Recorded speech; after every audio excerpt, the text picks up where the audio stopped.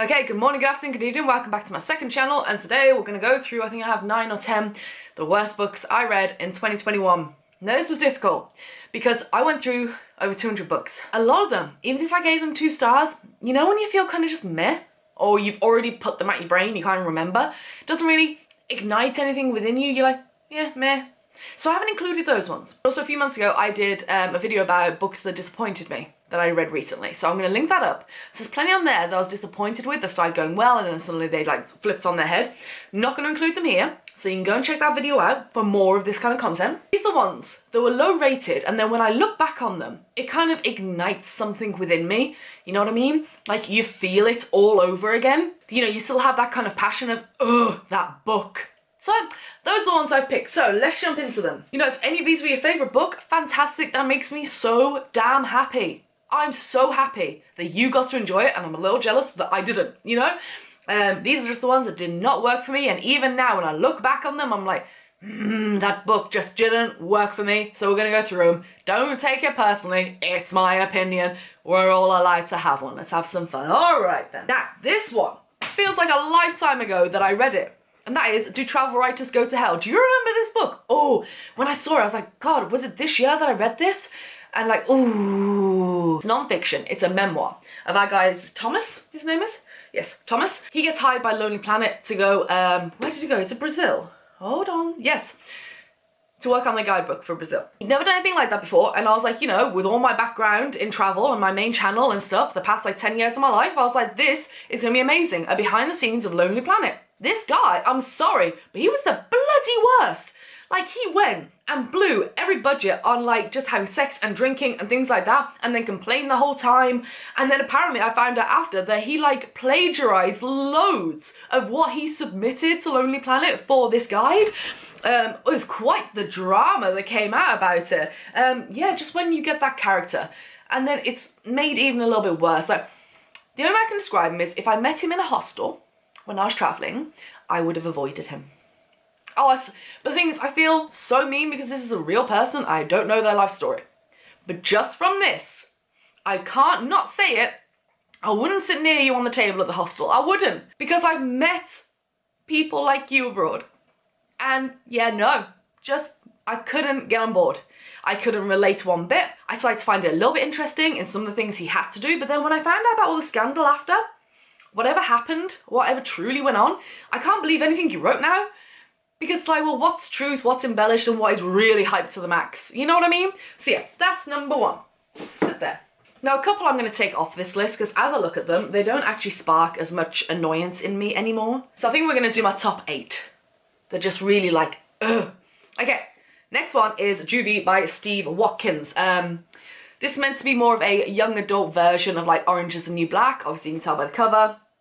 Definitely the vibe we're going for. And I just remember it being like a really cool premise of like, if you would go down and do time for something your sister did, like take the rap for her, go to Juvie instead of her. But this annoys me because it could have been a really good book. It could have been a really cool premise.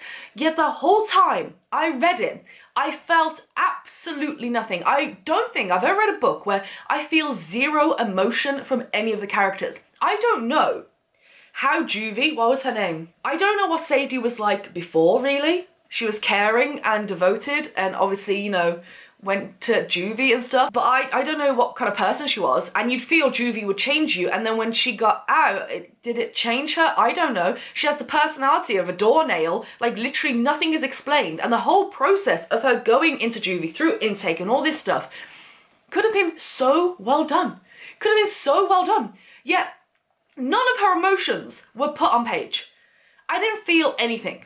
Was she nervous? Was she excited? I mean, you could have wrote any kind of emotion that she felt. I felt you literally feel nothing in this book. Every character is two-dimensional. I don't care what happens. There's nothing happening inside of me when I'm reading it at all.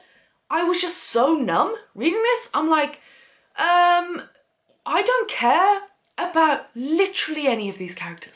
Not one. And that is quite the feat. I'm sorry, but yeah, that was a 2-star book.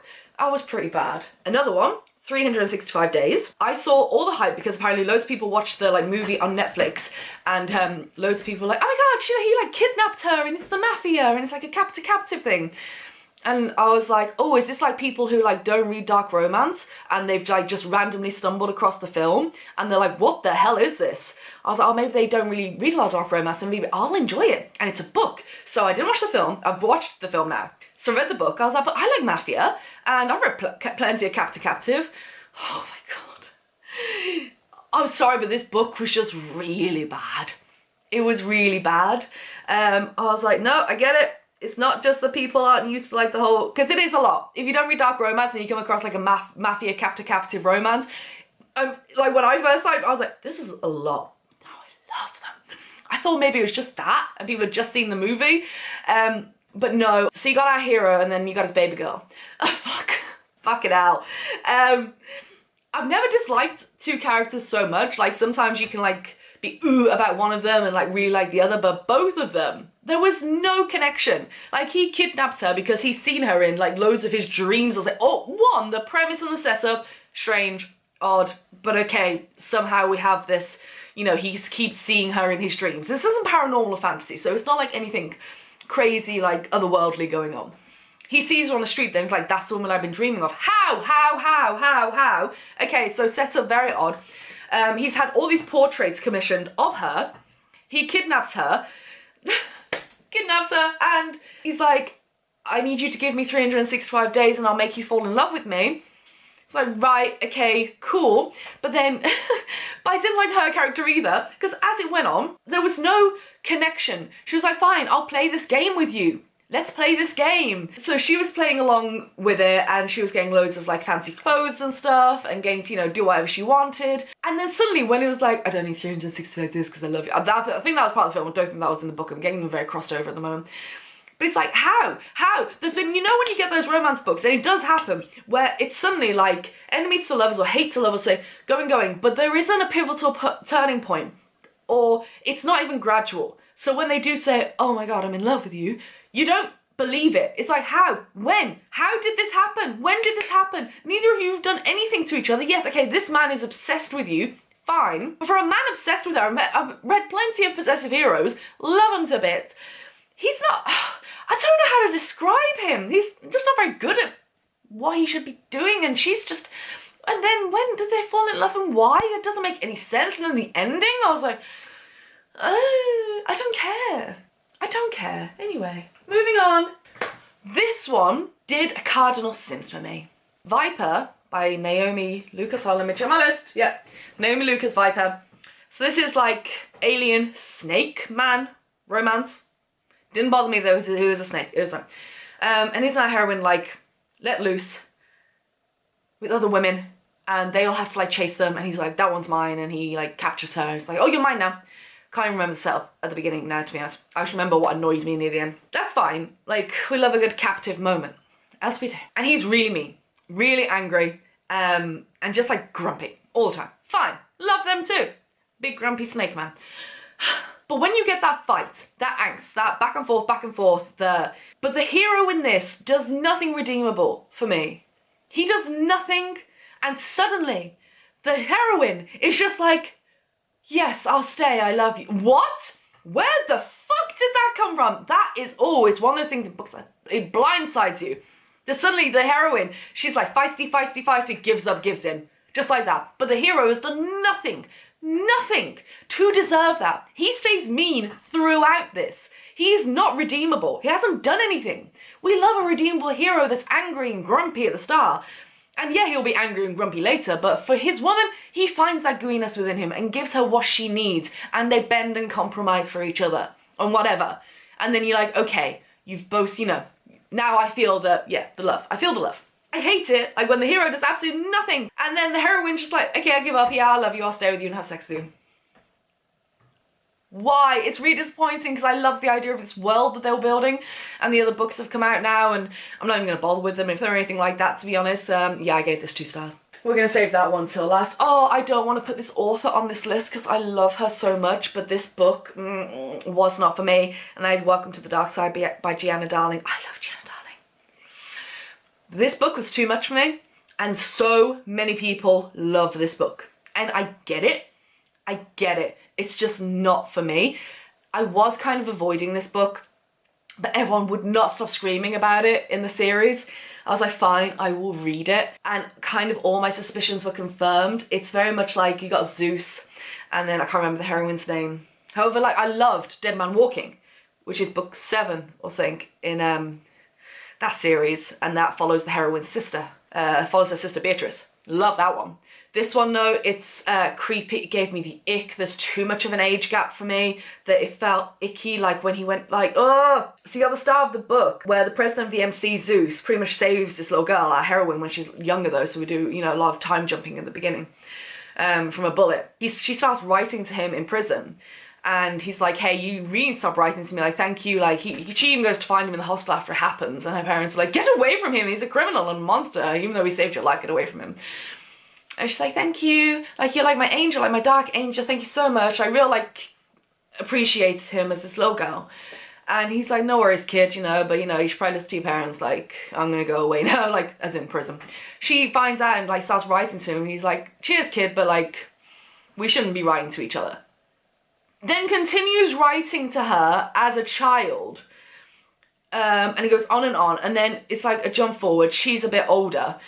And it's just the age gap is too much, and it's really creepy, and it feels she's too young. And when she's in the cheerleading outfit and they go under the bleachers, it just feels like, I have no problem with age gap, and if you have a daddy kind of kink for an older man, that's why I think people like this. And we do not do kink shaming here. We don't.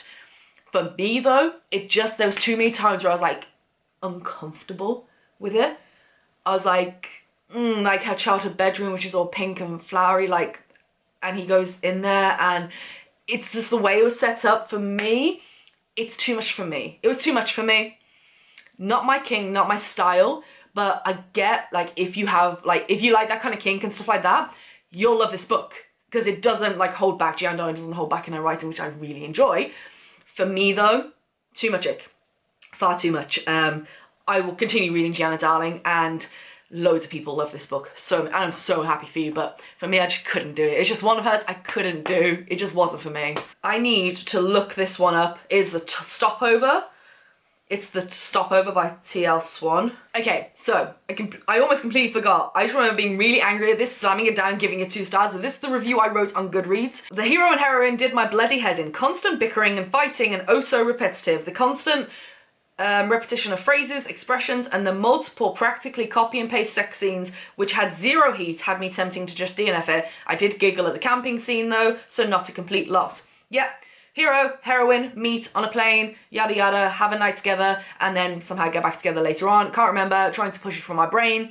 I read this because everyone screams about T.L. Swan and this series, and oh, did I hate the couple. Like I said, their sex scenes were pretty much copy and paste. No heat, nothing, like nothing. I felt I was cool. I was like an Alaskan winter's day. Nothing, no heat at all. That's annoying. But the thing is, it's the constant bickering and fighting between this couple in this book that wanted me to fucking strangle them. I'm like, stop. We love an argument, we love a good blow up, and we can have some bickering, all right? It's very, you know, relatable for an actual relationship. But it was non-stop. Non-stop. I couldn't take it anymore. I despise this couple. I'm like, I don't want you to be together. You shouldn't be together. I hate both of you. Anyway, 2 more left, I think. Oh, it's a yawn day. Oh. This is a weird one. I've got to put it on because it might, you know, it is up there, one of the worst books I read this year. However, I read book 2 in the series and gave it 4 stars. Yeah, it had a lot of the same things I didn't like as in the first. Let me explain. Dark Prince by Kristen Feehan. It's the first book in the Carpathian series. Quite an old series now, but I picked them up really cheap and I thought I'd give them a go. So I read this. You know, we got vampires and we've got like fated mates kind of situation. In my wrap up, I discussed how I didn't like how the heroine isn't given much of a choice. Now, love me, a dominating kind of hero. However, there's got to be a certain level of, you know, it comes back to the whole them suddenly falling in love when the other person's an absolute prick. I didn't find anything redeemable about Mikhail. I really didn't. What I'm understanding, because I read Dark Desire. And this one I really enjoyed a lot more than this one. This one is longer, and I felt it was shorter than it. This one felt like it went on forever. Forever. I understand that the females don't get much of a choice when it comes to their fated mate. Like, you are my fated mate, and I'm gonna do this ceremony kind of thing, like say these words to you, we're gonna exchange blood, and you're gonna be tied irrevocably to me. And it happens in both of these, right? I'm trying to pick apart why it didn't bother me so much in the second one. Maybe because it was a bit more of an interesting storyline, and I felt the connection more between the characters, so it didn't bother me so much. This one, however, it's the same thing when the heroine is like given zero choice, and the whole time she's just like, every choice and decision is taken away from her. This is the life she's gonna lead anyway, but I think the difference with this one is really close to up till the end, she was still given no choice, and regardless now, it's too late to change anything. You can't leave him because you are completely bonded with him. And it's like she's settled because she didn't have another choice. And there's nothing more infuriating than a woman who has to settle. That's not a romance.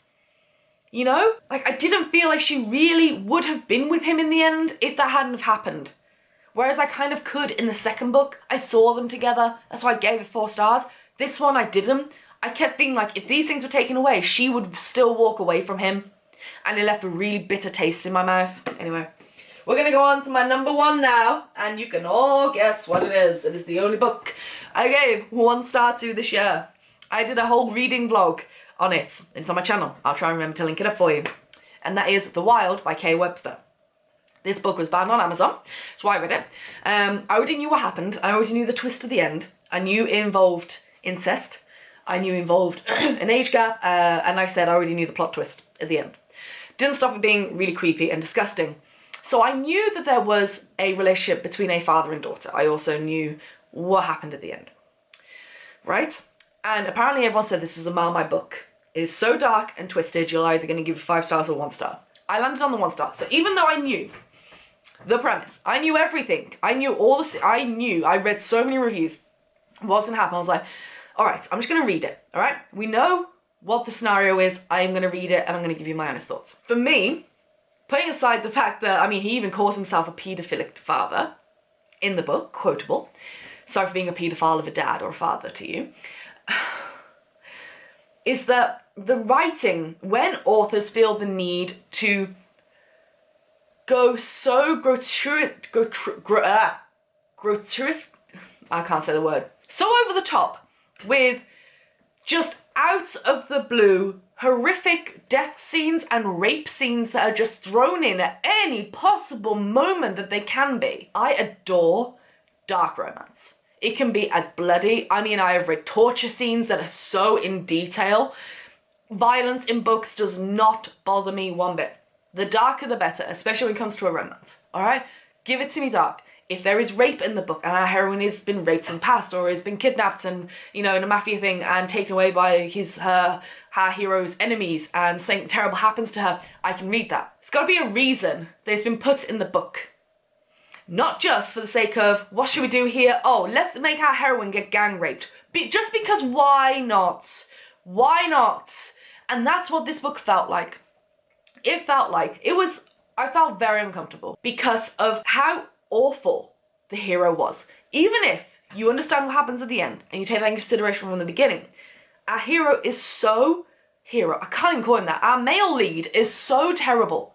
His poor ex-wife, what he put her through, he is an absolute giant jerk and does not get any better throughout. If anything, he gets worse. There were scenes in this that didn't need to be in there, that were just put in there for shock value, for the fact that you could write it. That's what annoyed me, which is really shocking. I went in knowing about the whole incestuous thing, all right? I knew that going in. That's not even what I'm judging it on. I'm judging on the sheer amount of what the fuck moments. Just because you can write it doesn't mean you should. Oh, it's like, if that's all you can fall back on as a writer, like, there's so much you could have, I've said this in the vlog, there's so much they could have explored in this book with grief and depression and losing a child, miscarriage, things like that. They could have, write about incest, do what you want. There were so many opportunities for this to have taken a turn and to be like, wow, like that hit me. Like, it was dark and twisted, but at least it hit me and made me think, and like the writing was really good. This just felt gratuitous. I still can't bloody say, you know what word I'm trying to say. Oh, it's like, why? Why fall back on, if I don't know what to do, I'm going to have a really horrific death scene, or I'm going to have a really horrific rape scene, or I'm just going to, something's going to happen. I don't know. It just felt over the top, and it felt unnecessary, and I really didn't like this book, shockingly. And I absolutely despised him. Despised him. I have read some anti-heroes. I love me an anti-hero. But this, too much. Too much. He was the worst. The absolute worst. For so many goddamn reasons. So yeah, I'm losing my voice. I got very passionate on that. I didn't think this video would be as long as my other one, but maybe it is. I don't know. We haven't edited them yet. So, I'm going to love you and leave you. I'll just bit my lip. I'm going to go and relax for a little minute. Then I'm going to go for a nice walk. Come back. We'll edit these and get them up. So exciting times. So like, comment, subscribe, share, all the fun stuff. Do all of it, do none of it. Doesn't matter. And I'll see you in the next one. Let me know down below what was the worst book you read last year of 2021. Worst book. Don't be upset. Other people can love it. You're allowed your opinion. Down below. No arguing, no fighting. Let's just tell our opinions. It's a safe place, okay? Let me know what it was. Even if it was one of my favourite books. I won't fight you. I promise. No? Safe place, safe place, safe place. I won't fight you. This is one of my like big favourites. Sorry. I'm going to go in a really weird mood now. Yeah, let me know down below, please. I'd love to have a conversation. Nice civil conversation. Yeah, loving Lily showing up. See you in the next one. Bye.